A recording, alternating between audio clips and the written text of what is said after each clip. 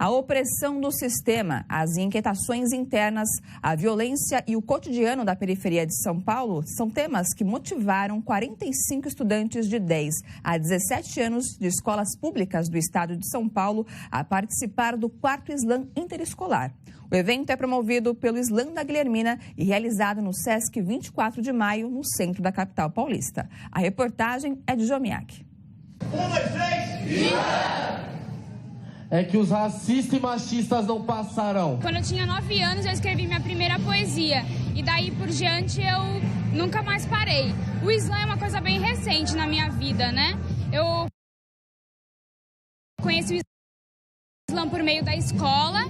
E aí, como eu já escrevia, foi muito orgânico. Então eu já comecei a participar por conta da minha escrita mesmo. Cabeças de borboleta. Daqueles que nascem e crescem e florescem, porque o tempo nos faz ser muitos, para nos encaixar, sermos quadrados, fechados e lindamente decorados. Eu escrevo principalmente sobre mim e o que acontece comigo diariamente, né? E agora meu foco é estar escrevendo sobre as desigualdades, os preconceitos, porque isso está muito forte na minha vida e na sociedade em si, né? Eu sempre gostei muito de escrever. E o slam foi uma forma de eu pegar e mostrar para as pessoas tudo que eu tinha guardado, sabe? Porque já tinha meus textos, eu já tinha, muitas coisas que estavam guardadas dentro de mim. E eu consegui expor para outras pessoas o meu sentimento, a minha revolta e a minha indignação, sabe? O slam abriu uma porta gigantesca na nossa escola, porque muitas vezes, dentro da sala de aula, nós não conseguimos enxergar aquelas angústias que estão dentro deles, aquele manifesto que eles têm. E no slam proporcionou isso, nós podemos enxergar além do físico, né? Aquele sentimento, aquele manifesto. A poesia, além de você ter que estar lendo para você conseguir escrever uma coisa bem legal, ela te ajuda a conseguir interpretar as coisas melhor. Então, para o seu dia a dia na escola, isso é muito bom, porque você começa a entender as matérias com muito mais facilidade. É algo que tem tudo a ver com a geografia, né? Porque eles estão contando o dia a dia deles, o cotidiano social, a função social que eles já exercem, seja como filhos, alguns já trabalham, alguns estão procurando trabalho, se encontrando dentro do sonho ali da profissão, né? Então, eu acredito que tem tudo a ver com a geografia, essa coisa do slam, da poesia, a gente conseguir fazer essa ligação com as outras disciplinas, né? Então, pra gente tá sendo muito bom. Tem um texto meu que eu escrevi, quando a gente tava debatendo sobre a reforma do ensino médio, que foi uma coisa que me irritou muito. E é um dos textos que eu vou apresentar hoje. E ele me toca muito, sabe? E também tem alguns que falam sobre feminismo, que é um assunto bem alto, eu acho que é muito importante ser falado. Querem nos calar, passando a borracha em nossas mentes. Vão nos impedir de pensar. O dinheiro te faz mais inteligente. Nossos impostos são postos direto na lama. O governo reprime se o jovem reclama. E na teoria é pra nos ensinar. Mas como o jovem existe sem aprender a pensar? Eu sou poesia pura, mas o slam, ele me deu força. Porque a minha poesia, ela é muito calma. Então, o slam, ele me proporcionou ser mais forte, né? Ter coragem de colocar minha poesia pra fora. Nesse momento, né, principalmente de um avanço da extrema-direita, né, de fascistas, o slam, ele acaba sendo uma força de empoderamento juvenil que vai ser contra isso, que vai propor novos modos de se fazer política, novo modo de se organizar.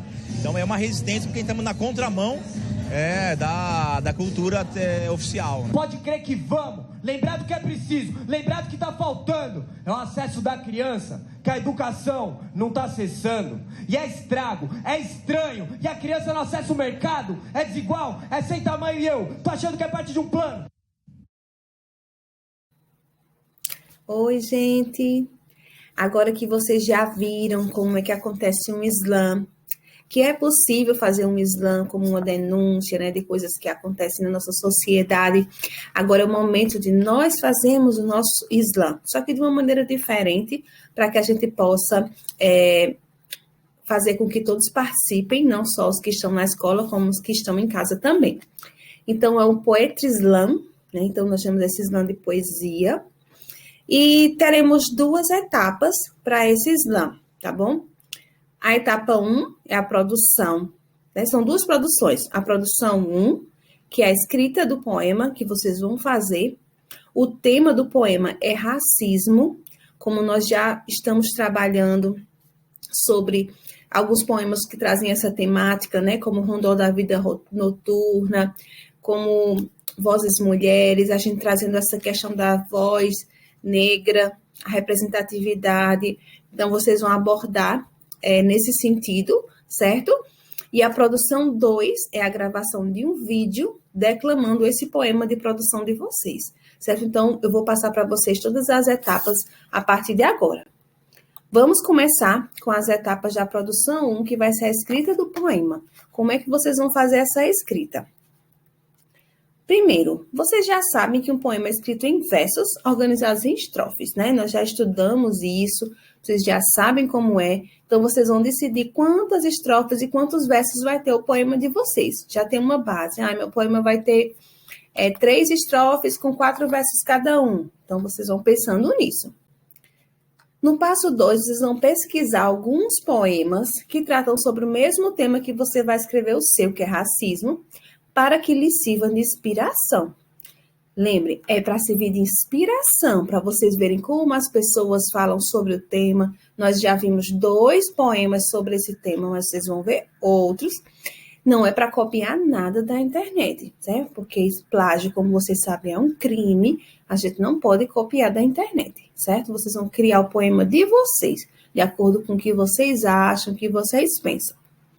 Depois, no passo 3, vocês vão fazer uma lista de palavras-chave que se relacionam com o tema. Por exemplo, vocês estão lendo os poemas de outras pessoas, e aí vocês veem que tem algumas palavrinhas que se repetem, por exemplo, negritude, representatividade, né? Vocês vão colocando essas palavras, fazendo uma listinha, porque na hora da produção vai facilitar na hora de escrever, tá bom?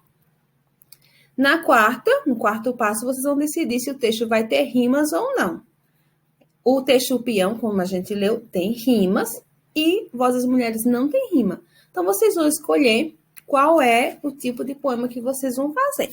Eu acho melhor com rimas, porque você tem mais facilidade de criar um ritmo do que sem rimas. Mas eu vou deixar isso a critério de cada um de vocês. No passo 5, você vai lembrar de utilizar aquelas figuras de linguagem que nós vimos na aula de hoje, na aula anterior, como comparação, metáfora, hipérbole, onomatopeia, sinestesia, entre outras, para construir imagens poéticas, certo? Então, lembrem de utilizar também figuras de linguagem para expressar as emoções e os sentimentos. No passo 6, o registro a ser empregado pode ser mais ou menos formal. Vai depender de como você vai abordar o tema de uma maneira mais séria ou não, da intenção que você quer, o que você pretende despertar no leitor. No passo 7, pede para você escrever as palavras corretamente e empregar os sinais de pontuação também, de modo que auxiliem na construção de sentido do texto.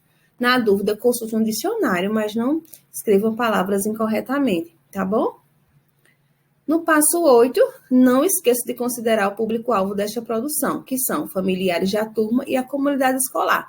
Então, você pense, olha, esse texto vai ser visto por os pais dos meus coleguinhas, pelos meus colegas. Então, como é que eu quero que esse texto seja visto? Tá? Então, tenham cuidado em relação a isso também. Usar de muito respeito no poema que vocês escrevem. Mesmo sendo de denúncia, a gente tem que ter muito respeito. Pronto, seguindo esses passos, vocês vão estar com o poeminha de vocês prontos. E aí, agora, nós vamos para o segundo passo, que é a produção, a gravação do vídeo de declamação. Produção 2. Então, você está com o seu poema pronto no caderno de produção, que ele tem que estar lá no caderno, certo? De produção textual. Tá lá. Aí, você vai agora gravar o vídeo. Primeiro, você tem que escolher um ambiente adequado para a gravação, sem ruídos que possam lhe atrapalhar, tá bom? Porque vocês... qualquer coisa pode atrapalhar, um cachorro latindo, um carro de som passando, um passarinho, pode atrapalhar a concentração de vocês. Então, escolha um ambiente calmo, tranquilo, sem ruídos. Use um apoio para seu celular, de modo que deixe as suas mãos livres. Por quê? As mãos têm que estar livres. Porque você tem que fazer os seus gestos, né, na hora de você apresentar o seu poema. E aí, se você ficar segurando o celular, não vai ficar muito legal, não. Então, usem um apoio. Se tiver um tripézinho, coloca. Se não tiver, um livro, tá, um porta-retrato, alguma coisa que possa deixar o celular bem firme. No passo 3, leia várias vezes o poema para aprendê-lo, tá certo? Ou, pelo menos, não ficar artificial a leitura. Não é obrigado você decorar. Se decorar vai ficar muito legal, mas se você não conseguir decorar, você lê várias vezes para você se habituar a ele, porque na hora que você estiver olhando assim, você vai fazendo uma folhinha, pelo menos, né?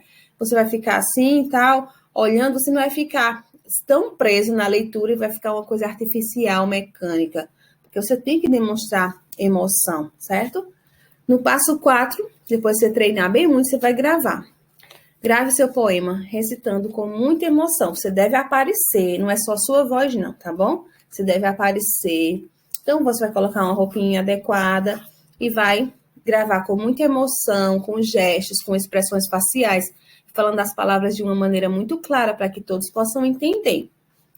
E o último passo é que você deve usar no máximo 3 minutos para seu vídeo poema. Mais do que isso, não tem necessidade, certo? Então, 1 minuto, 2 minutos, até 3 minutos no seu poema, tá bom? Então, é isso. Espero que vocês tenham compreendido. Mas qualquer dúvida, podem entrar em contato comigo, tá bom? Tchauzinho!